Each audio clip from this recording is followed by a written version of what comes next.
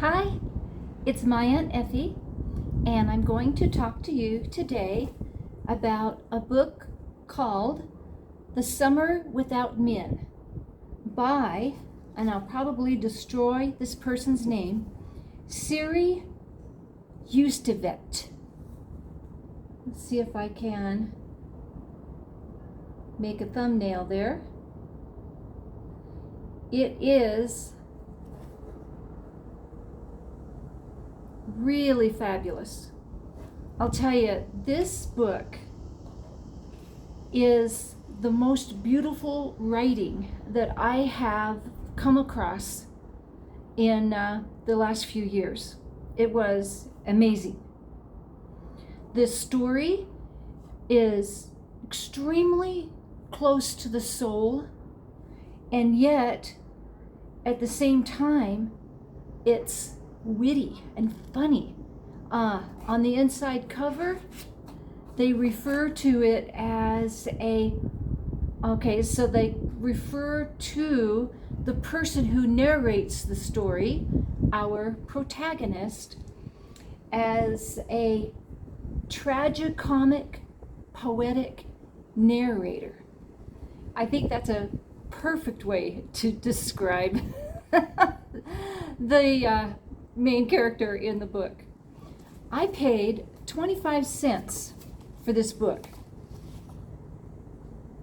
It's amazing what you find just around. This was at the library, just the local library here in Clearwater, Florida, and it was on that shelf of books that, are just maybe people donated and, just whatever.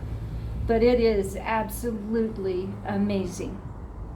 So I read a lot, and I've been traveling for about four and a half years, and in probably a year or so, once I've been traveling between 5.5 and 6 years, I'll go home.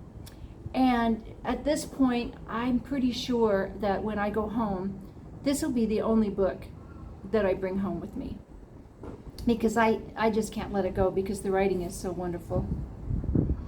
So I wanted to tell you that there are a lot of different stories happening at the same time. The first story is about our protagonist, who is married to a neuroscientist called Boris. And after 30 years of marriage, Boris tells his wife, Mia, that he wants to take a pause from the marriage.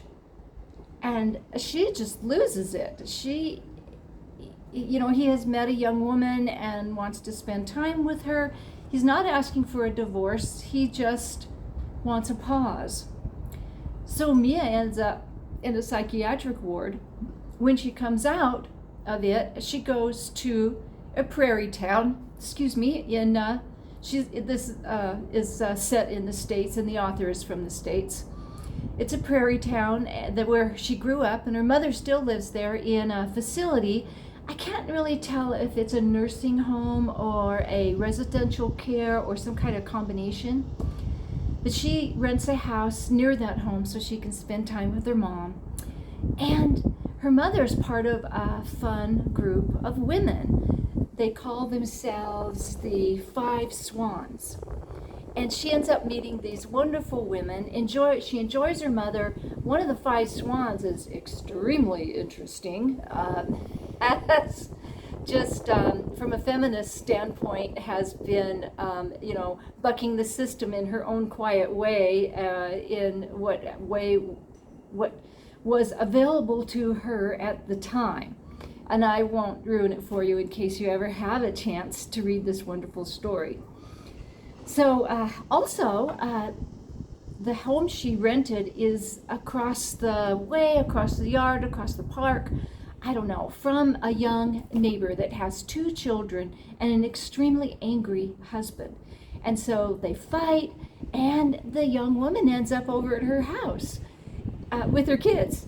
And she ends up having quite a relationship there too, and there's a whole story in that. She also decides to teach a summer workshop because she is a poet. It's a poetry workshop. And so you get to meet some of the girls, and there's a trauma that happens there, and she's able to help the girls grow into better people. So, as the summer goes along, because it's the summer without men, right? So as the summer goes along, she becomes very happy and comfortable being by herself rather than being devastated because of everything she had ever given up for her husband and, all the things that we do and the resentments.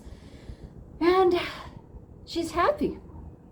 But the husband shows back up, and it turns out, well, they have a beautiful home I think it's in New York, and he had moved the young woman in with her.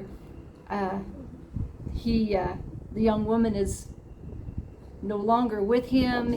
I don't know if she's in the apartment, I can't remember that, but he's living with a friend, kind of a unwelcome third wheel, ironing his own clothes and taking care of himself, and he doesn't have anybody that loves him, and is looking back at his own life and realizing what he had and what he didn't have, and he starts to court her again. So it's a wonderful, wonderful story about marriage and friendship and women and your own heart and the humor of life. And it's also a real poignant study about how men and women are more alike than we are different. So that's all I have to say. Do I recommend it? Well, I think if you ever have a chance, that would be a great book to read. Love you all. This is Aunt Effie saying bye.